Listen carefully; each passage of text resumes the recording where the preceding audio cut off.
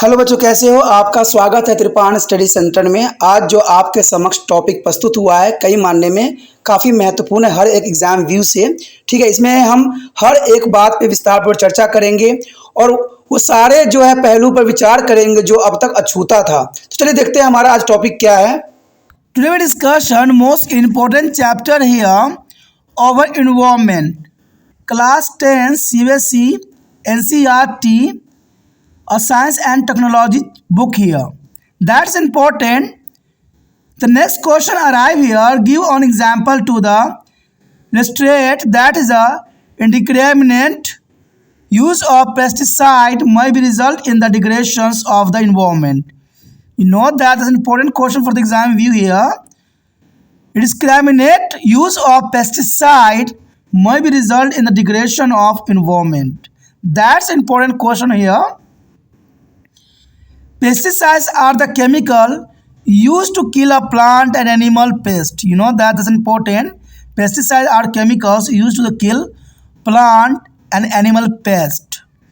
They are non-biodegradable and toxicant here. There is a non-biodegradable. For example, excessive of use of DDT resulted in the reduce of population of the fish eating birds. That's important here. The use of DDT is the result of the reducing the population of fish eating of birds. And DDT is accumulated in such a bird through the food chain. It interferes with the egg shell formation. There is a interfere with the egg shell of formation. The cell began thin broke due to the weight of the bird during to the incubation. And hence there are population decline here. यहाँ पर जो हम करने जा रहे हैं class 10वीं science and technology NCERT CBSE पे आधारित है। और हमारे समक्ष अगला क्वेश्चन जो आया है काफ़ी महत्वपूर्ण है कि उदाहरण देकर स्पष्ट करे कि कीटनाशकों की धनाधुर प्रयोग से पर्यावरण का क्षरण हो सकता है। देखिए, ये बहुत बड़ा क्वेश्चन है और बहुत ही महत्वपूर्ण एग्जाम व्यू से भी रखता है कि कीटनाशकों के धनाधुर प्रयोग से पर्यावरण का क्षरण हो रहा है। देखिए दोस्तों, कहते हैं कीटनाशक तो हमें पता है कि उपयोग करके हमने हरित क्रांति को प्राप्त तो कर लिया है, लेकिन हरित क्रांति प्राप्त करने में न जाने कितने जीव जंतु नष्ट हुए, इसका हमने कभी एनालाइज नहीं किया। और ये दुर्भाग्यपूर्ण बात है। हमारे बड़े बड़े जो समाज में ज्ञाता लोग बैठे पड़े हैं, उन्होंने हरित क्रांति की तो बहुत बखान कर लिया और बहुत सरकार की जो है पीठ थपथपा दी, लेकिन किसी ने इस बात का एनालाइज नहीं किया कि कीटनाशक का प्रयोग करने के कारण सिर्फ हमने हरित क्रांति को तो प्राप्त किया, लेकिन प्राकृतिक रूप से जो जीव जंतु हमारे पर्यावरण में अपनी महत्वपूर्ण योगदान देते थे वो सारे के सारे नष्ट हो गए। और नष्ट होने के कारण हमने कई ऐसे जीव जंतु को खो दिया जो हमारे पर्यावरण के लिए महत्वपूर्ण थे। और आप सोच रहे होंगे कि कीड़े मकोड़े मर जाने से क्या इतना बड़ा सा असंतुलन पैदा हो सकता है? दोस्तों, ये संभव है। अगर ये कीड़े मकोड़े अगर मर जाते हैं इतने पेस्टिसाइड यूज़ करने से, तो बहुत ही हमारे जो है जीवन पर भी नुकसान पहुँचेगा और हमारा जो है अस्तित्व भी मिट जाएगा। मैं सबसे अच्छा एग्जाम्पल आपको देता हूँ जो आप दिनचर्या अपने बड़े से भी पूछ सकते हो कि पहले के समय में गिद्ध की संख्या इतनी थी और इतनी महत्वपूर्ण थी जिसका आप कल्पना भी नहीं कर सकती थी। कहीं भी जीव जंतु मरता था तो गिद्ध जो है 100 योजन से उसको देख के चंद मिनटों में उसके हड्डी से मांस तक निकाल लेता था। इससे ये होता था कि हमारे पर्यावरण में प्रदूषित नहीं होता था, फैलता नहीं था प्रदूषण, क्योंकि मांस सड़ने की समस्या गिद्ध रहने ही नहीं देता था। इससे हमारा पर्यावरण स्वच्छ था। लेकिन गिद्धों की संख्या कम जाने के कारण आज देखिए जीव जंतु जो है यहाँ वहाँ मरे होते हैं, फूले पड़े रहते हैं, लेकिन वो सड़ रहे होते हैं, गल रहे होते हैं और आप लोग नाक बंद करके निकल जाती हो। अब देखिए गिद्ध एक ख़त्म हो जाने के कारण हमें कितना नुकसान पहुंच रहा है, हमारे पर्यावरण कितना नुकसान हुआ। इसी प्रकार देखा जाए तो कीटनाशक के अंधाधुंध प्रयोग से हमने हरित क्रांति को तो प्राप्त कर लिया, लेकिन हमने कई जीव जंतुओं को खो दिया जो पर्यावरण के लिए काफ़ी महत्वपूर्ण है। और आज के समय सबसे बड़ी समस्या है देखा जाए तो औद्योगिकरण और शहरीकरण, लेकिन फिर भी सरकार हमारा जाग नहीं रहा है।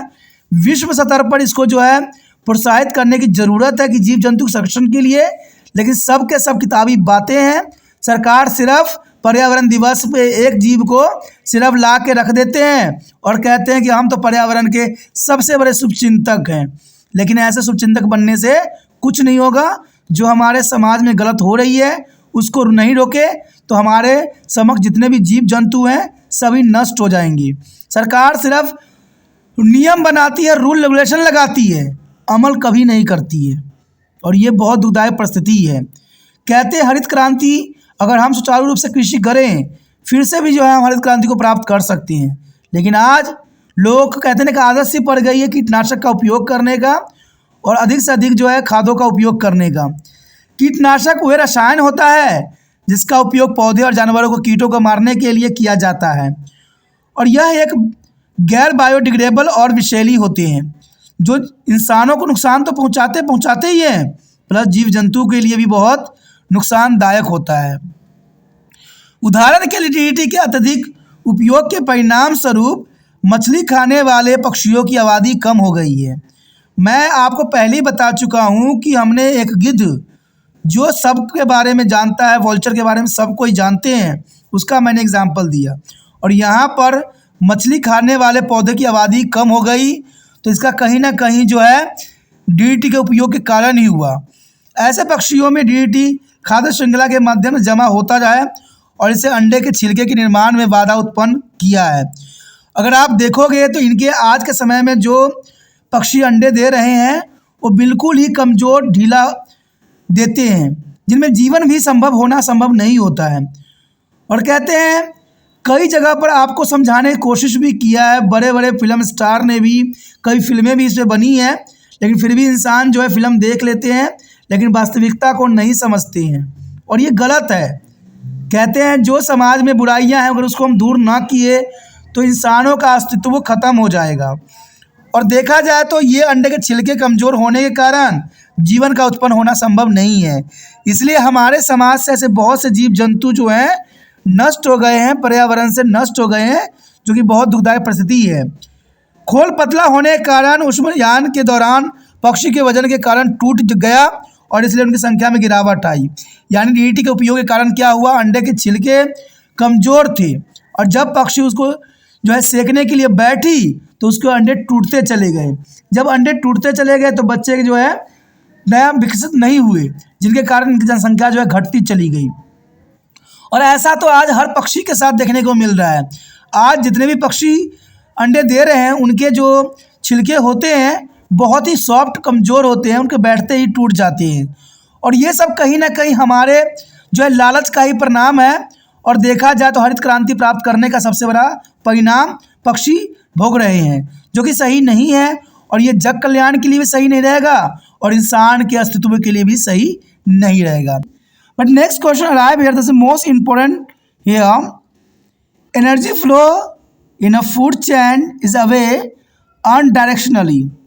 Justify this statement. You know that is an important question here. Energy flow in a food chain is always unidirectionally here. Justify this statement. That's important. Explain how the pesticide enter to food chain and subsequently get into our body. That's important here.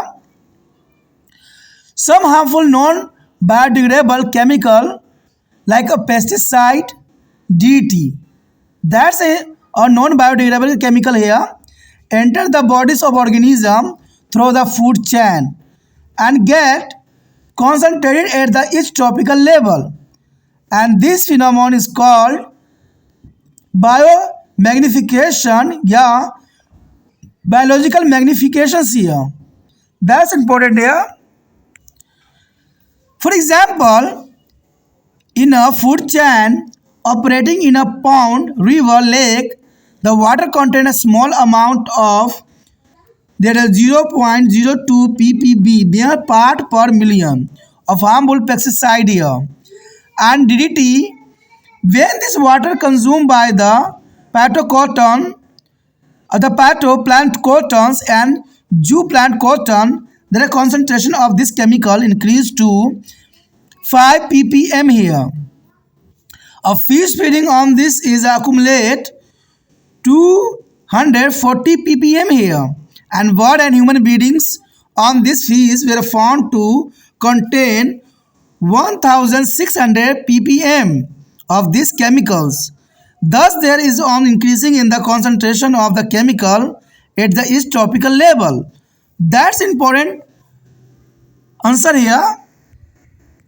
यहाँ पर जो हम कर रहे हैं काफ़ी महत्वपूर्ण chapter है हमारा पर्यावरण।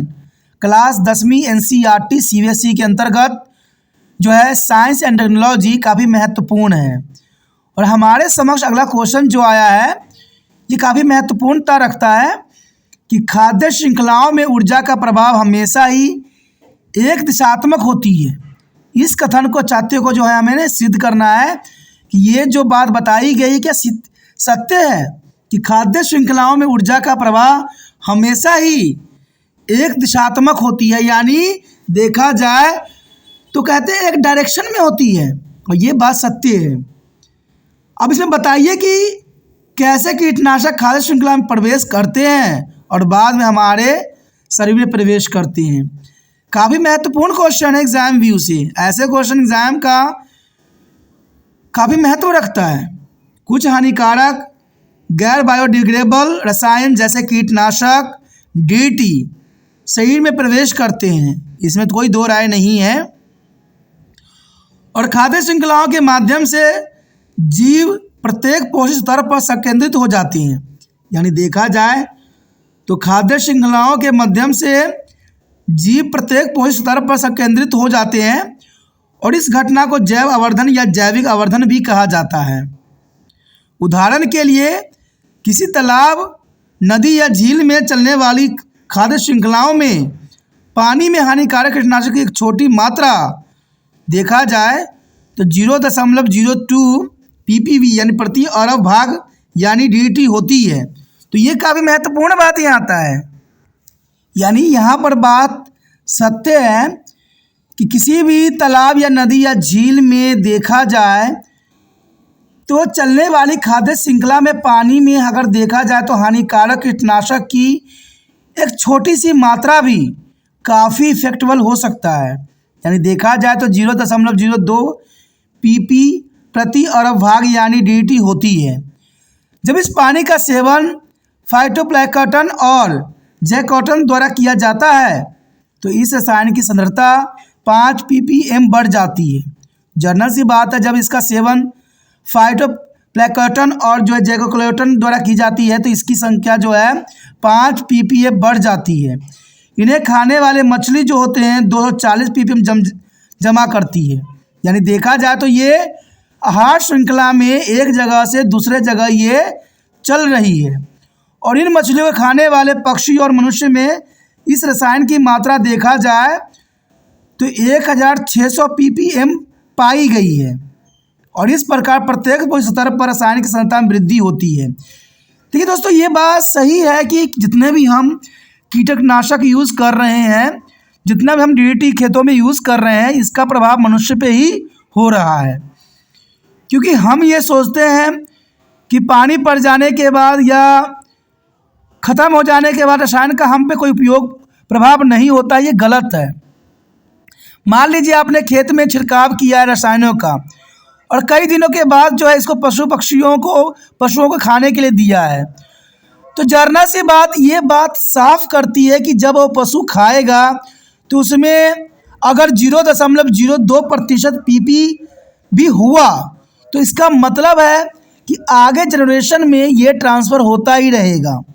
यानी आपको पता है जानवर ने घास खाया, हमने DDT जो है घासों पर छिड़काव किया, और इसका घास को जो है जानवर ने खाया, और जानवर ने जो है दूध दिया और हमने उसी दूध का जो है सेवन किया, तो उसका मात्रा हमारे तक पहुँचते पहुँचते 1600 pp पाई गई है। तो इसमें कोई दो राय नहीं है।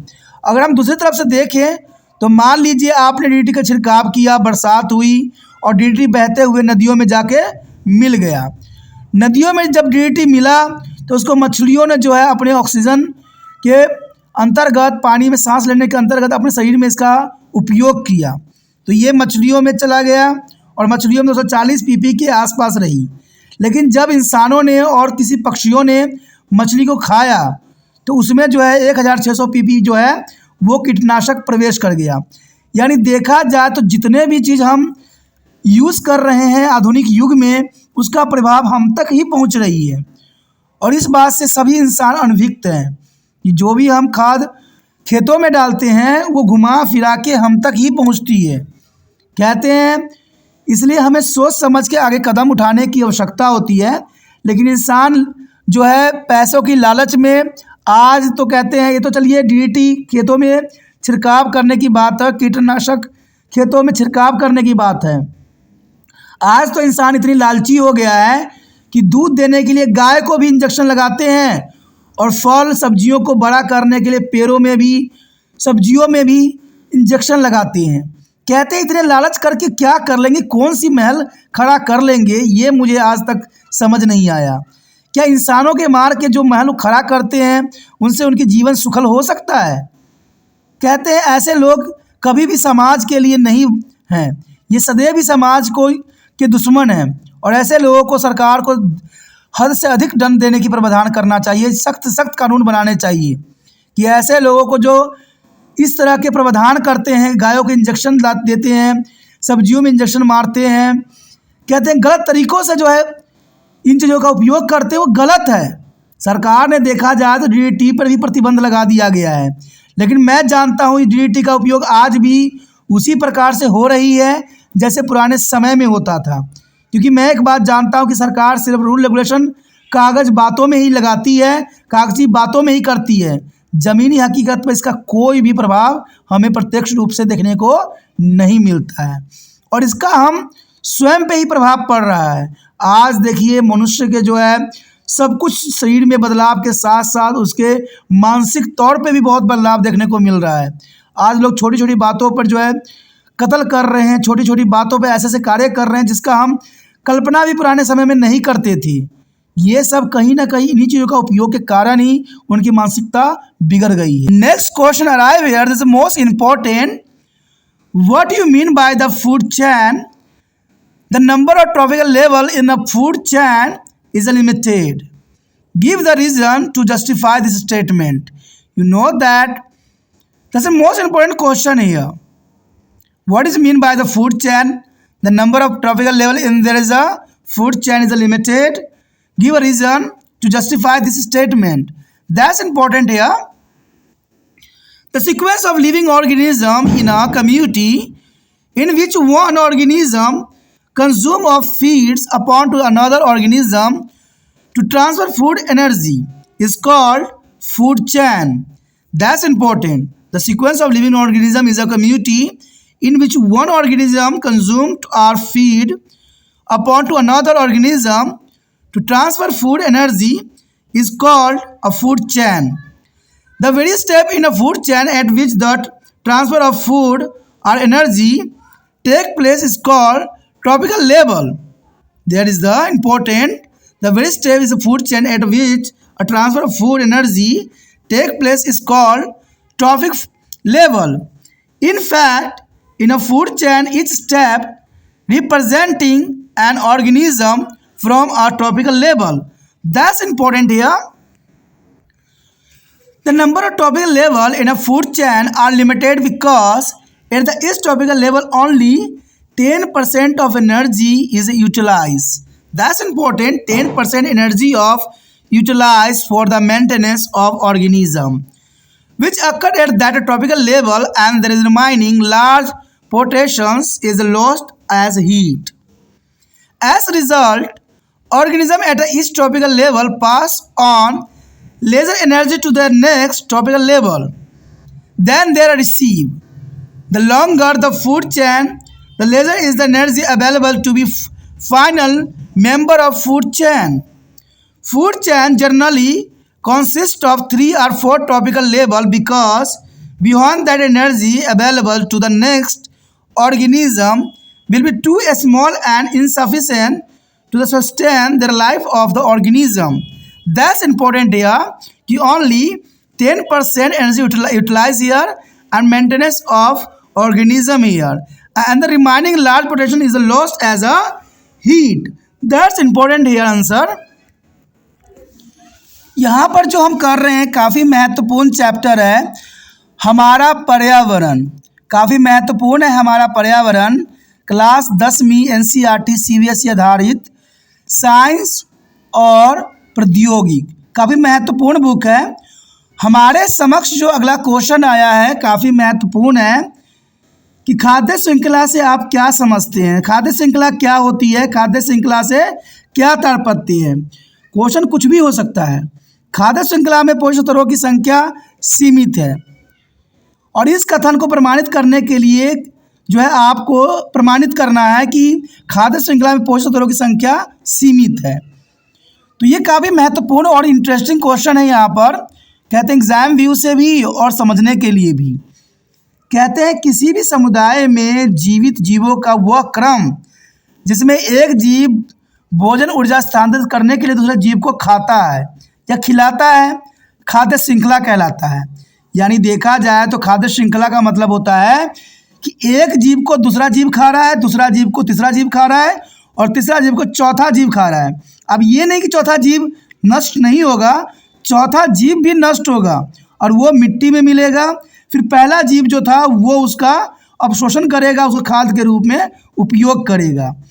तो ये क्रम होता है, यानी किसी समुदाय में जीवित जीवों का वह क्रम जिसमें एक जीव जो है भोजन ऊर्जा स्थानांतरित करने के लिए दूसरे जीव को खाता है उसे खाद्य श्रृंखला कहते हैं। खाद्य श्रृंखला के विभिन्न चरण जिन पर भोजन का स्थानांतरण होता है पोषक स्तर कहलाते हैं। यानी खाद्य श्रृंखला के विभिन्न चरण जो होते हैं जिसमें ऊर्जा स्थानांतरण होती है उसे हम पोषक स्तर कहते हैं। वास्तव में एक खाद्य श्रृंखला में एक जीव का प्रतिनिधि करने वाला प्रत्येक चरण एक पोषक स्तर बनता है। यानी देखा जाए तो खाद्य श्रृंखला में एक जीव का प्रतिनिधित्व करने वाला दूसरा जीव होता है और इस तरह से देखा जाए तो एक पोषक स्तर का यहाँ पर निर्माण होता है जो काफ़ी महत्वपूर्ण है। खाद्य श्रृंखला में पोषक स्तरों की संख्या सीमित होती है क्योंकि खाद्य श्रृंखला में हम देखें तो इसमें 2 या 4 या 3 हो सकती है। यानी खाद्य श्रृंखला में पोषक स्तरों की संख्या बहुत सीमित होती है क्योंकि प्रत्येक पोषक स्तर पर जीव की रखरखाव के लिए केवल 10% ऊर्जा का उपयोग किया जाता है। यानी देखा जाए रखरखाव के लिए जो यहाँ पर है सिर्फ 10% ऊर्जा का ही उपयोग किया जाता है जो उस पोषक स्तर तक होता है और शेष बड़ा हिस्सा गर्मी के रूप में नष्ट हो जाती है। जैसे कि आपको पता होगा कि हम लोगों को जो है जीवित रहने के लिए हीट ज़रूरी होती है। बॉडी जो है हीट प्रोड्यूस करती है, हमें गर्म रखती है। तो इसमें 90% ऊर्जा जो होती है नष्ट हो जाती है, लेकिन अगले पोषक स्तर पर जो है सिर्फ 10% ही जाती है।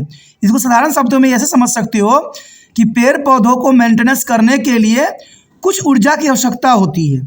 इवन देखा जाए तो जो अगर कोई हिरन भी घास खा रहा है तो पौधे से जो है सिर्फ उसको 10% ऊर्जा ही होगा मिलेगा, बाकी ऊर्जा जो है हीट के अंतर्गत नष्ट हो जाएगा। यानी देखा जाए तो 10% ऊर्जा का उपयोग किया जाएगा और बाकी का जो एनर्जी होगा वो हीट में कंज्यूम हो जाएगा।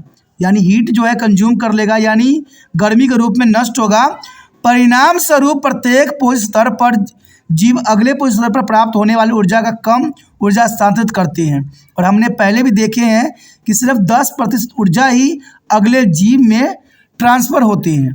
तो ये साफ है कि हम जितना मर्जी खा ले, जितना मर्जी भोजन ग्रहण कर ले, भोजन का सिर्फ 10% ही हमारे शरीर को जाता है, बाकी के जितने भी होते हैं सब नष्ट हो जाता है। खाद्य श्रृंखलाओं में आमतौर पर 3 या 4 पोषक स्तर ही होते हैं। यानी देखा जाए तो 3 या 4 ही होते हैं, इसमें कोई दो राय नहीं है, क्योंकि इसे परे अगले जीव के लिए ऊर्जा जो उस जीव के को बनाए रखने के लिए बहुत छोटा और पर्याप्त होगी। देखा जाए दोस्तों, अगर मान लीजिए कोई अगर हम 10,000 से स्टार्ट करते हैं तो एटलीस्ट अगर लास्ट स्तर पे जाएगा, चौथे 5वें स्तर पे जाएगा तो सिर्फ 1% रह जाएगा और 1% ऊर्जा जो है बहुत ही कम ऊर्जा होती है। जो दूसरे जीव को मिलता है। तो इसीलिए देखा जाए तो यहाँ पर जो है खाद्य श्रृंखला में सिर्फ 3 या 4 पोषक तत्व को ही रखा गया है, क्योंकि 3 या 4 काफ़ी पर्याप्त होती है। क्योंकि अगर देखा जाए अगर 3 रहेगा, 1000 पहले में है, तो अंतिम तीसरे नंबर पे जो होगा कितना रह जाएगा, सिर्फ 1% रह जाएगा। तो अगर मान लीजिए 10,000 है, चौथे नंबर पे गया तो 1% रह जाएगी। इसलिए 3 ही यहाँ पर पोषक तत्व के रूप में देखा जाता है, क्योंकि अंतिम चरण में जो है बहुत ही कम मात्रा में जो है ऊर्जा स्थानांतरित होती है। Next question arrive here, that's important. Industrialization has reached the deteriorated with the environment. That's important. Give the 4 reasons to support this statement. Industrialization has adversely deteriorated the environment. That's important here, but here industrialization has deteriorated our environment in a flowing way here. The industrialization has deteriorated our environment. This is important.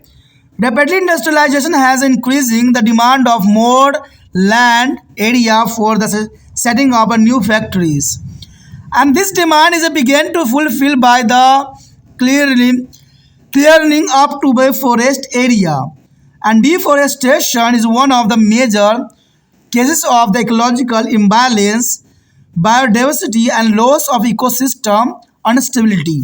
That's important. Rapidly industrialization has increasing the demand of more land area for the setting of the new factories, and that's the clearing up to the forest area, and deforestation one of the major cases of the ecological imbalance. There is a major problem here, or ecological imbalance here, and diversity loss and ecosystem instability here. Industry release of various harmful gas in the environment which have polluted the air. This is right here. Industries release various harmful gas in the environment which have polluted the air, and this gas when inhaled by the people around causes of various respiratory disease in them. A lot of influence and liquid waste is discharged from various industries, and which is mostly dumped into the nearly water body. There is a dump it into the nearly water bodies here, and this case is water pollution. Polluted water causes of death of various aquatic organisms, and consumptions of this polluted water or cases various disease in a human. There is important.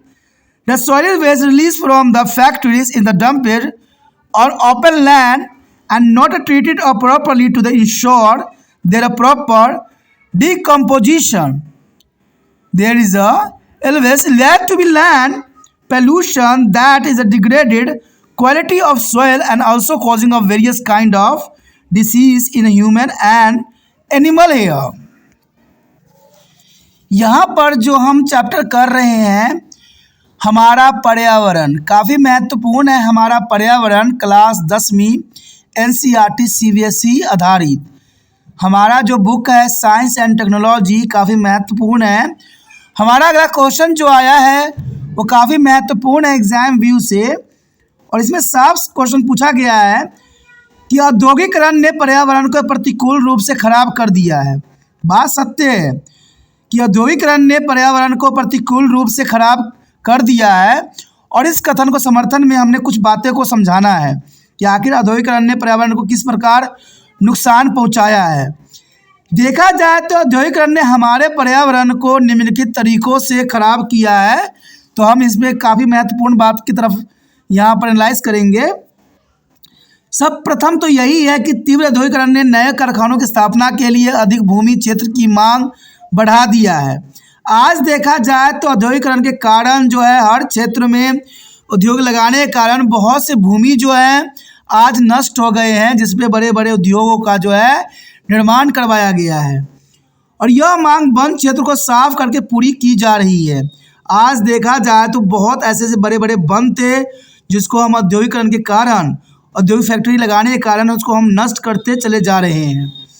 वनों की कटाई, पारिस्थितिक असंतुलन, जैव विविधता हानि और पारिस्थितिक तंत्र अस्थिरता के प्रमुख कारण में से एक है। देखा जाए तो जो हम औद्योगिकरण कर रहे हैं, वनों की कटाई कर रहे हैं, इससे हमारा पारिस्थितिक तंत्र यानी असंतुलित पैदा होती जा रही है। सारे जीव जंतु जो पेड़ पौधों पे रहते थे, जो जंगलों में रहते थे, अब शहरों की तरफ पलायन कर गए हैं। और शहरों की तरफ पलायन करने के कारण क्या हुआ है, ये रोडों पर जो है गाड़ियों के नीचे मरते नज़र आ रहे हैं। और ये सब कहीं ना कहीं औद्योगिकरण के परिणाम स्वरूप ही हुआ है। कहते हैं औद्योगिकरण के साथ साथ जो है देखा जाए तो शहरीकरण ने भी इसका जो है बहुत काफ़ी योगदान दिया है हमारे पर्यावरण को नष्ट करने में। और ये सही नहीं है। देखा जाए तो सरकार की तरफ से आए दिन औद्योगिकरण को जो है प्रोत्साहित दिया जाता है और प्रोत्साहन भी किया जाता है। कहते हैं औद्योगिकरण ऐसे औद्योगिकरण को प्रोत्साहित देना सरकार का प्राथमिकता इसलिए भी रहता है क्योंकि सरकार को इससे जो है इलेक्शनों में धन प्राप्त होता है। कहते हैं औद्योगिकरण के कारण इतने जीव जंतु को नुकसान हो रहे हैं, कहीं ऐसा समय ना आए कि जीव जंतु जो है शहरों में घुस के जो है त्राही त्राही लोग करा दी। क्योंकि जंगल जिस प्रकार से नष्ट होता जा रहा है, ये सारे पेड़ पौधे जो नष्ट कर दिए गए हैं, जीव जंतु जो है शहरों में अब नज़र आने लग गए हैं। और मुझे नहीं लगता कि वो समय दूर है जब सारे जीव जंतु जो होंगे शहरों में आ जाएंगे और आम जनजीवन को तहस नहस कर देंगे। क्योंकि जनरल सी बात है, इंसान अभी तक नहीं समझा है कि हमें किसी की प्राकृतिक स्थल को नष्ट नहीं करना चाहिए। हम इंसान हैं, इसका मतलब ये नहीं है कि जीवों की रक्षा करना हमारा प्राथमिकता दायित्व नहीं है। मैं बात मानता हूँ कि सरकार सिर्फ जो है कागजी बातों में जीव जंतु की संरक्षण की बात करती है, लेकिन अगर वही सरकार से मैं एक सवाल पूछ लेता हूँ कि जब आप जीव जंतु के संरक्षण करने की बात करते हो तो इतने सारे जो है जंगलों को नष्ट क्यों कर रहे हो औद्योगिकरण के कारण, और ये फैक्ट्री आपकी इजाज़त से ही लगाई जाती है, तो क्या आप झूठी बातें जनता में फैलाते हो कि हम जीव जंतु का संरक्षण करते हैं? मैं तो एक बात कहता हूँ, सबसे बड़ा दुश्मन जो है आप पर्यावरण के आप ही लोग हो। क्योंकि आप सरकार हो, आपको समझ नहीं आती कि भाई ये जीव जंतु कितनी महत्वपूर्ण हो सकते हैं इंसानों के लिए। इनके कारण ही इंसान का अस्तित्व है और हम आए दिन औद्योगिकरण के कारण जो है इन जीव जंतुओं के आश्रय को नष्ट करते चले जा रहे हैं। कहते हैं बहुत ही अफसोस होती है जब मैं रास्ते में जाता हूँ और कहीं मोड़ मरा हुआ गाड़ियों के नीचे आ रखा होता है, कभी कुछ कभी कुछ। कहते हैं बहुत दुखदायक परिस्थिति इन जीव जंतु के लिए हो गया है और सरकार अपने आप को पीठ थपथपा रही है कि हम जीव जंतु का संरक्षण कर रहे हैं। आप संरक्षण नहीं कर रहे हो, आप जो है जीव जंतु को ख़त्म कर रहे हो। लेकिन देखा जाए तो इसका बदला जीव जंतु जरूर लेंगे, क्योंकि देखा जाए तो हर जीव जंतु का ये धरती है, सभी को जो है सुखमय जीवन व्यतीत करने का सबका अधिकार है। कहते हैं कीड़े से लेके एक जीव जंतु तक और जीव जंतु से लेके इंसानों तक सभी को जो है यहाँ प्राथमिकता है। कहते हैं पेड़ पौधे इंसान की तरह ही होते हैं, क्योंकि पेड़ पौधे इंसानों के कार्बन डाइऑक्साइड को अब्जॉर्ब करते हैं और हमारे लिए जीवन रक्षक ऑक्सीजन बनाते हैं। लेकिन लोग ऐसे डिफोरेस्टेशन करते चले जा रहे हैं, ऐसे पेड़ पौधों का उन्मूलन करते जा रहे हैं जैसा इसका कोई अस्तित्व है ही नहीं, जो बहुत ही गलत है। और मैं कहीं ना कहीं इस बात के लिए सरकार को ही दोषी मानता हूं, क्योंकि सरकार इसमें रूल रेगुलेशन सही नहीं बनाती है और सरकार ही औद्योगिकरण लगाने के लिए जो है जनता को प्रोत्साहित करती है, तो इसमें कहीं ना कहीं दोषी सरकार ही है। कहते हैं उद्योग पर्यावरण में विभिन्न हानिकारक गैसें भी छोड़े जाते हैं। देखा जाए तो जब औद्योगिकरण लगाई जाती है, उद्योग लगाया जाता है, तो उससे निकलने वाली हानिकारक गैसों का भी रिसाव होती है।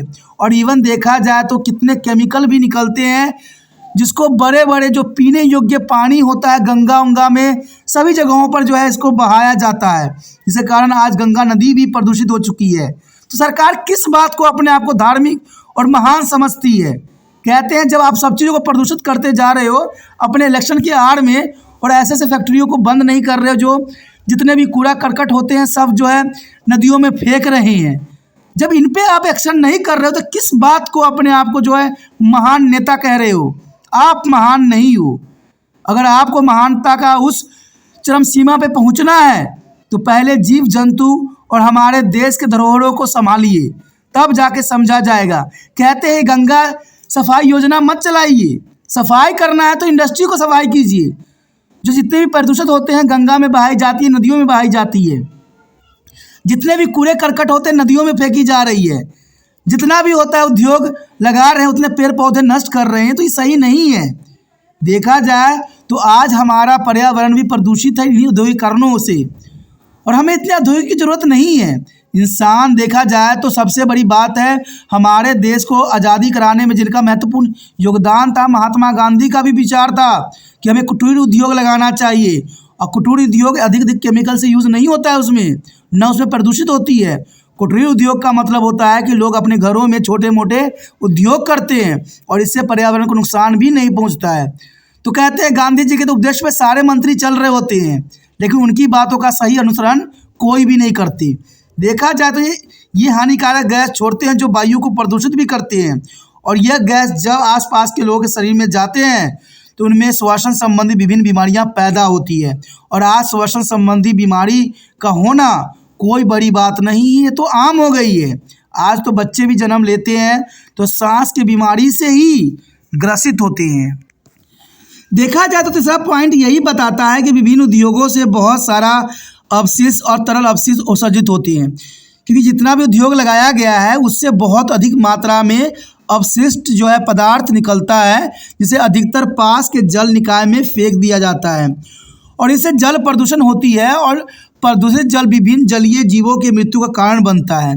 और इस प्रदूषित जल को सेवन से मनुष्य में भी बहुत तरह की बीमारियां होती है।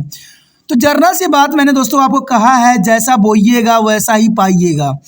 अगर इंडस्ट्रियलाइजेशन को रोका नहीं गया, इंडस्ट्री की जो मोह माया अगर सरकार की ख़त्म नहीं हुई, तो कहते हैं जितने भी अपशिष्ट पदार्थ होंगे नदियों में फेंके जाएंगे, और नदियों में रहने वाले मछलियां मरेगी तो मरेगी, साथ में अगर वो अब्जॉर्ब अपने बॉडी में करेगी तो ये बीमारियां हम तक भी पहुंचेगी। क्योंकि देखा जाए तो हम जो है सभी जीव जंतु आपस में इंटरलिंकिंग है, हम एक दूसरे से जुड़े हुए हैं। कहते हैं अगर उस जीव पे इफेक्ट पड़ेगा तो हम पे भी प्रभाव पड़ेगा। इसलिए इन सब चीज़ों का संरक्षण करना काफ़ी महत्वपूर्ण हो जाता है। सरकार को इन बातों पे सोचना चाहिए, विचार करना चाहिए और अमल करना चाहिए कि इस तरह के अगर हम चीज़ों को नहीं रोके तो हमारा पर्यावरण नष्ट हो जाएगा। मैं इस बात से हैरान होता हूँ कि आपको लगता होगा कि ये पर्यावरण के लिए कोई कुछ नहीं करता है। कहते हैं विश्व स्तर पर इस पर आवाज़ उठाई जाती है, लेकिन मैं एक बात जानता हूँ कि सिर्फ ये आवाज़ लोग जो हैं एक बड़े बड़े उद्घाटन के अंतर्गत करते हैं, बड़े बड़े ऑर्गेनाइजेशन करते हैं, लेकिन इनका जो है धरा का धरा रह जाता है, क्योंकि इनसे उनको फ़ायदा होती है इंडस्ट्रियों से। जितने भी इलेक्शन होते हैं किसी भी देश में, सबसे अधिक पैसा देने वाला जो होता है ये औद्योगिक लोग होते हैं। सरकार आखिर बंद क्यों करेगी? आपको मैं बता दूं कि किसी क्षेत्र में अगर लिफाफे बंद हैं तो कहते हैं उसी क्षेत्र में लिफाफे की फैक्ट्री बना रखी है। अब कैसी मानसिकता है कि जिसको हम बैन कर रखे हैं उसी को हम फैक्ट्री लगा रखे हैं, और हम सिर्फ कागजी बातों में बैन दिखा रहे हैं। दोस्तों कहते हैं सरकार की सोच किस प्रकार की है ये हमें समझ नहीं आती है। जब ये सब बातें यहाँ लिखी गई है तो क्यों नहीं सरकार समझती है कि इससे हमारे जनजीवन को बहुत नुकसान पहुँचता है। कहते हैं ये घूम के चक्र जो होगा हम तक ही पहुँचेगी, हमने नुकसान पहुँचाया है तो हम तक ही आएगी। कहते हैं अगर चौथी पॉइंट की बात करें तो साफ करता है कि कारखानों में निकलने वाली ठोस कचरों को खुले भूमि पर फेंक दिया जाता है और उसका उचित अपघटन सुनिश्चित करने के लिए उचित उपचार नहीं किया जाता है, और इसलिए भूमि प्रदूषण होती है, जिससे मिट्टी गुणवत्ता खराब होती चली जा रही है और मनुष्य और जानवरों में विभिन्न प्रकार की बीमारियां भी होती जा रही है। कहते हैं आने वाला समय में हम इस प्रकार की बीमारियां देखेंगे जो शायद इतिहास में कहीं भी ना थी, और ये बीमारियां आएगी और न जाने कितने जो है लोगों को जो है अपने काल के मुंह में समाएगी, और इसमें कहीं ना कहीं जिम्मेवार सरकार ही होगी, और सरकार से अधिक जिम्मेवार जो होगा आम जनता होगी, क्योंकि कहते हैं आम जनता ही सरकार बनाती है, और ये तकलीफ़ जो भी आने वाली है सब आम जनता को ही पर भी आने वाली है। तो सरकार से अधिक दोषी जनता होगी, क्योंकि जनता ऐसे सरकार को लाती ही क्यों है जो सिर्फ अपना ही सिक्का चलाना जानती हो, अपना ही जो है कुर्सी के लिए सिर्फ रहती हो। ऐसे सरकार को लाना जनता के लिए सबसे बड़ा गलत होगा, क्योंकि जनता जब तक समझदार नहीं होगी तब तक सरकार समझदार नहीं हो सकती। तो इसी के साथ हमारा ये क्वेश्चन खत्म हो जाता है, जो कि काफ़ी महत्वपूर्ण था। एग्जाम व्यू से भी ये क्वेश्चन काफ़ी महत्वपूर्ण है, क्योंकि मैं जानता हूँ कि एग्जाम में ऐसी बातें सब बच्चे लिखेंगे लेकिन वास्तविक अमल में कोई नहीं लाएगा। यही सब बातें बढ़ के बड़े बड़े अफसर बनते हैं, बड़े बड़े मंत्री बनते हैं, लेकिन जैसे वो उस पोस्ट पे जाते हैं सब कुछ भूल जाते हैं। उनको सिर्फ याद रहता है तो अपना जेब को गर्म करना, कि जेब में हम कैसे जो है रिश्वत खाएं, कैसे हम पैसा इकट्ठा करें और कैसे अपनी कुर्सी बरकरार रखें। लेकिन ये सब गलत है, जो गलत है उसको सदैव ही गलत रहेगा। Next question arrive here, this is most important for the exam view here. State the 10% low, that's important question here. State the 10% low, explain with example how to energy flow through the different topical level. You know that's important questions here. The state of 10% low. As we know that only 10% of energy is a transfer from the first topical level to the next, and 90% of energy lost their heat to their surrounding. Let's just understand with an example. You know that simply language, according to the 10% law, only 10% of energy is received by the next topical level. That's important here. There is 10% energy of transfer from to the first topical level to the next, but 90% is waste here. 90% energy waste here from a heat. If the energy available at a second topical level T2 is a 2000 joule of energy, so the 20 joule of energy will be at the fourth level here. You know that the T4. Other example here, let us assume that is a plant of produce have a 10 joules of energy. According to the 10% law, only 1 joule of energy will be available for a transfer to the next topical level, that are herbivorous deer. And 10% of 1 joule, that is 1.1 joule of energy, is available for the carnivorous lion. That's important example here. You know that, I repeat again, what is the 10% law here? The 10% law here is only 10% of energy is received by the next topical level. That's important questions here. यहाँ पर जो हम chapter कर रहे हैं काफ़ी महत्वपूर्ण है। हमारा पर्यावरण क्लास 10 CBSE NCERT है, काफ़ी महत्वपूर्ण है। हमारा अगला क्वेश्चन जो है काफ़ी महत्वपूर्ण है। 10% लोग क्या होती है? एग्जामिनर का ये क्वेश्चन काफ़ी फेवरेट रहा है हमेशा के लिए, चाहे वो एग्ज़ाम में आपको एक ड्रॉ की तरह आ जाए या एक पिरामिड की तरह आ जाए, किसी भी प्रकार से आ सकता है। कहते हैं एक उदाहरण से ही समझाना है आपने कि ऊर्जा विभिन्न स्तरों पर कैसे प्रभावित होती है। जैसा कि हम जानते हैं कि केवल 10% ऊर्जा पहले पोषक स्तर से दूसरे पोषक स्तर तक स्थानांतरित होती है। इसमें कोई दो राय नहीं है कि केवल 10% ऊर्जा ही पहले पोषक स्तर से दूसरी पोषक स्तर तक स्थानांतरित होती है। आप सोचिएगा कि बाकी का ऊर्जा का क्या होता है। बाकी का 90% जो ऊर्जा होती है वो हमारे शरीर जो है हीट करके उसे नष्ट कर देती है, यानी आप आसपास के वातावरण में जो होता है हीट एनर्जी बर्बाद हो जाती है। देखा जाए अगर इस बात को अगर हम सिंपल तौर से देखें 10% नियम, तो कहते हैं 10% नियम के अनुसार अगले पोषक स्तर तक केवल 10% ऊर्जा ही प्राप्त होती है। ये सिंपल लैंग्वेज है कि 10% नियम के अनुसार पहले अगले पोषक स्तर तक केवल 10% ही ऊर्जा प्राप्त होती है। यानी देखा जाए तो दूसरी पोषक स्तर अगर T2 हम पर उपलब्ध ऊर्जा जो है अगर 2000 जूल है, तो चौथी पोषक स्तर पर जो चौथा T4 होगा उस पर सिर्फ 20 जूल ऊर्जा ही रहेगा। ये काफ़ी महत्वपूर्ण है एग्जाम व्यू से कि देखिए अगर आगे की तरफ एनर्जी जा रहा है तो 10% ही आगे जाएगा, बाकी 90% ऊर्जा जो होगा वातावरण द्वारा जो बॉडी हीट प्रोड्यूस करेगा उसमें नष्ट हो जाएगा। सिर्फ 10% ऊर्जा ही आगे ट्रांसफ़र होगा। चलिए और भी एग्जाम्पल से इस बात का एनालाइज करने की कोशिश करें। आइए मान लें कि पौधा या उत्पादक के पास सिर्फ 10% ऊर्जा है।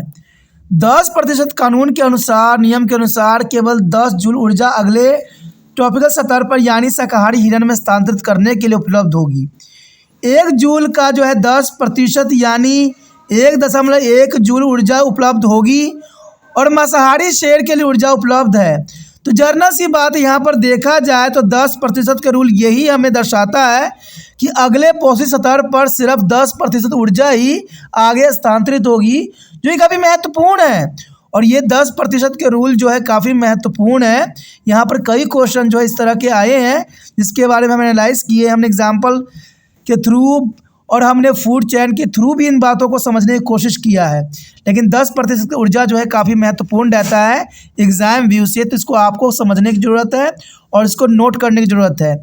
यहाँ पर हमने 10% नियम के अनुसार जो है एक छोटा सा डेफिनेशन भी दिया है जिसके अंतर्गत अगले पोषी स्तर तक केवल 10% ऊर्जा ही प्राप्त होती है। तो ये भी 10% के नियम के अनुसार बहुत काफ़ी महत्वपूर्ण यहाँ पर आंसर बन जाता है। एंड द लास्ट क्वेश्चन है, write a 2 negative effect of used of plastic bag on the nature's environment. The natural environment here, and suggest alternative that can be used instead to the plastic bag. You know that that's an important question. Write a 2 negative effect of used of plastic bag on the naturally environment. The natural environment is an important effect of their plastic bag here.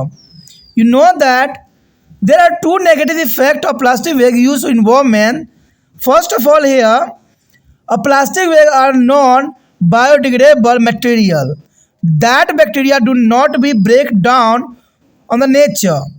As a result, they cannot be denaturate and remain in the ecosystem for a long time and harming the fertility and quality of the soil. That's important here. The plastic is not a biodegradable material and his result cannot be a disintegrate as remain in the ecosystem for the long time, harming the fertility is equality of the soil.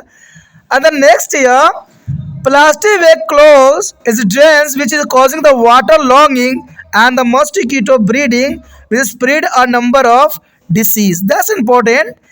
And the alternative to the polythene bag is the jutes and cloth bag. There is a alternative source and importance here. Polythene bags are jute and cloth bag here. That's important here. Technique for getting rid of waste generated in our home. That's important here. Sorting a garbage into the biodegradable and non-biodegradable categories here. That's important here. Sorting of garbage into the biodegradable and non-biodegradable categories. A manure can be made from the biodegradable waste here. Non-biodegradable garbage needs to be dumped into place where municipal authorities may be pick them up and properly and scientifically dispose of them. And utilize to empty bottle and jars to be store of food and other stuff. That's important use here, and that's a technique of getting rid of the waste generated in our home. That's important here. यहाँ पर जो हम chapter कर रहे हैं, हमारा पर्यावरण class 10वीं NCERT CBSE के आधारित यहाँ क्वेश्चन है। और क्वेश्चन अगला हमारा जो आया है जो कि अंतिम और महत्वपूर्ण है कि प्राकृतिक पर्यावरण और प्रयुक्त प्लास्टिक जो है थैलियों के 2 नकारात्मक प्रभाव लिखिए जिसे विकल्प सुझाए जिनका उपयोग प्लास्टिक थैलियों के स्थान पर किए जा सकते हैं। तो ये काफ़ी महत्वपूर्ण है यहाँ पर बात, क्योंकि देखिए प्लास्टिक जो है जो कभी ख़त्म न होने वाला एलिमेंट है, पदार्थ है, और इसका जो है हमारे नेचर पर बहुत ही बुरा प्रभाव पड़ता है। देखा जाए तो नेचर को तो ये ख़राब करता ही करता है, प्लस जो जीव जंतु खा लेते हैं उनको भी काफ़ी नुकसान पहुंचाता है। इसलिए हमारा प्लास्टिक थैलियाँ जो है बहुत ही ख़तरनाक है हमारे इन्वायरमेंट के लिए और हमारे जीवन के लिए। और मैं आपको बता दूं कि भारत सरकार की तरफ से इस पर कई जगहों पर इसको बैन भी की गई है। कई राज्य हैं जिनमें जो है प्लास्टिक बिल्कुल ही बैन किया गया है और वहाँ पर लिखा गया है प्लास्टिक फ्री स्टेट, यानी देखा जाए तो प्लास्टिक बैग फ्री स्टेट है, लेकिन ऐसा नहीं देखने को मिलता है हमें। कहते हैं जिस क्षेत्र में ये फ्री होती है प्लास्टिक वहाँ पर उपलब्ध नहीं होती है, वहाँ पर धड़ल्ले से प्लास्टिकों का यूज़ होती है। अब इसको सरकार की नाकामयाबी कहो कि लोगों की मूर्खता कहो, ये तो आप खुद ही समझदार हो कि सरकार इस चीज़ को तो लागू तो कर दिया है, लेकिन इसका जो है इस्तेमाल नहीं कर रही है।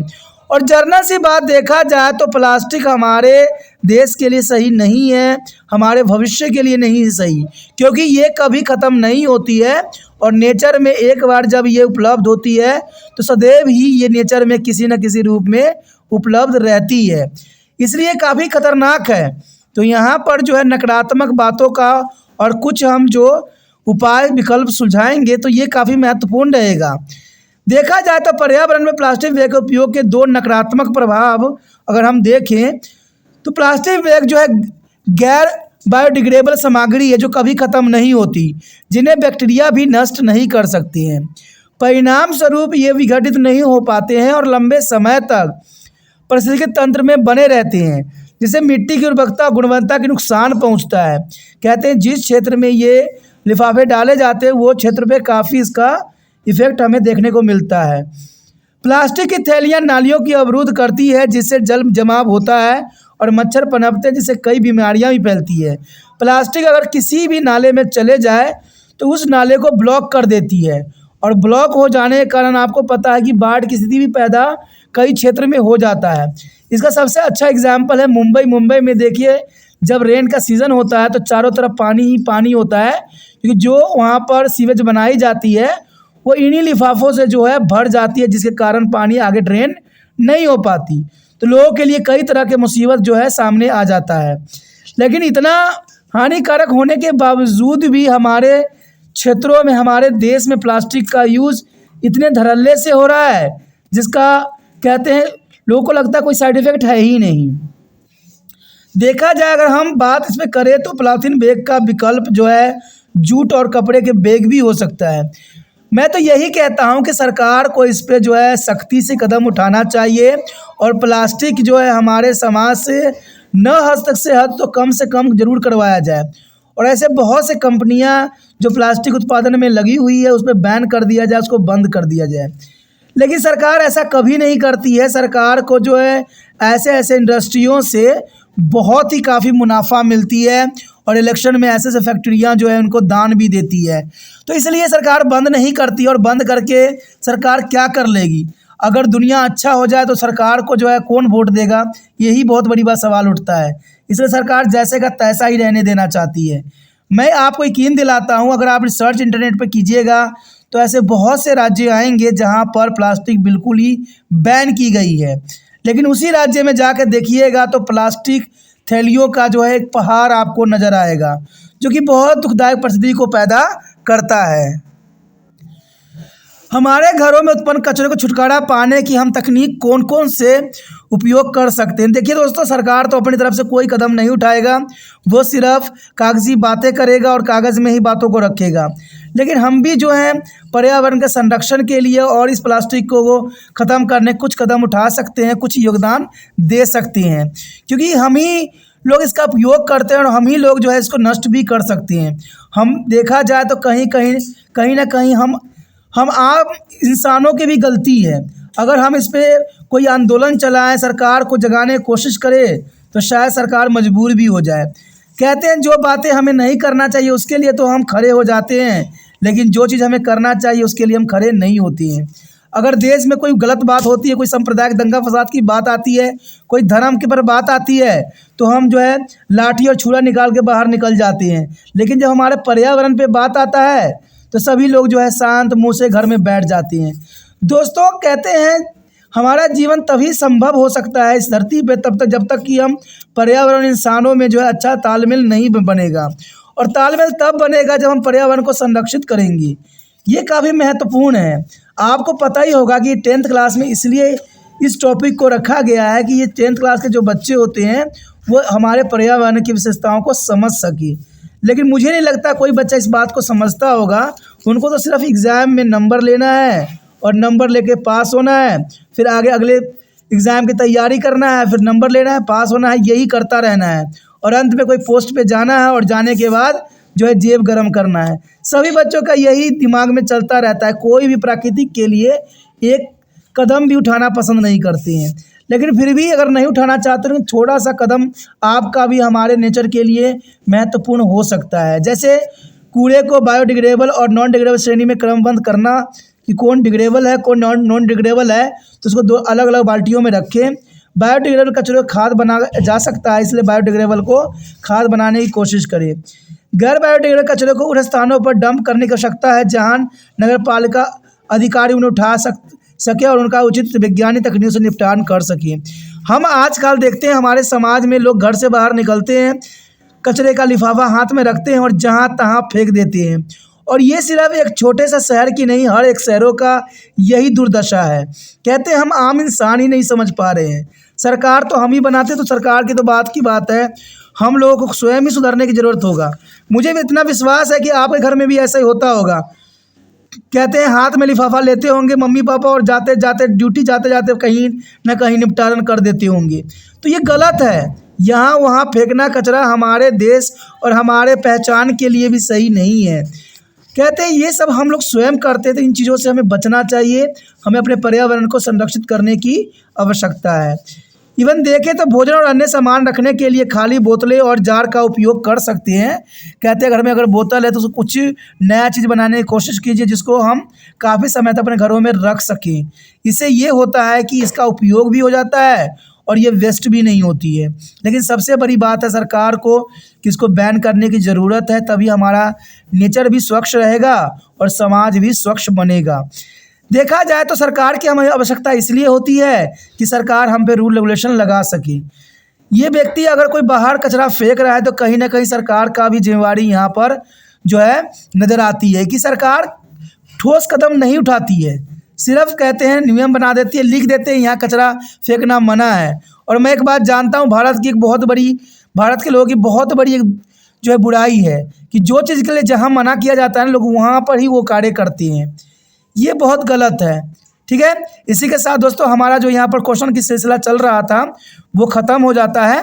ठीक है, अगले हम चैप्टर के साथ फिर हमारा मुलाकात होगी, तो आप बने रहे तिरपान स्टडी सेंटर के साथ। और जितना हो सके इस वीडियो को शेयर कीजिएगा, तभी दूसरे बच्चों का केयर होगा। ठीक है, और शेयर से भी इम्पोर्टेंट बात ये रहता है कि वीडियो देखते हो तो पूरा देखिए, क्योंकि तिरपान स्टडी सेंटर सिर्फ एजुकेशन बेस नहीं है, एक समाज बेस भी है चैनल।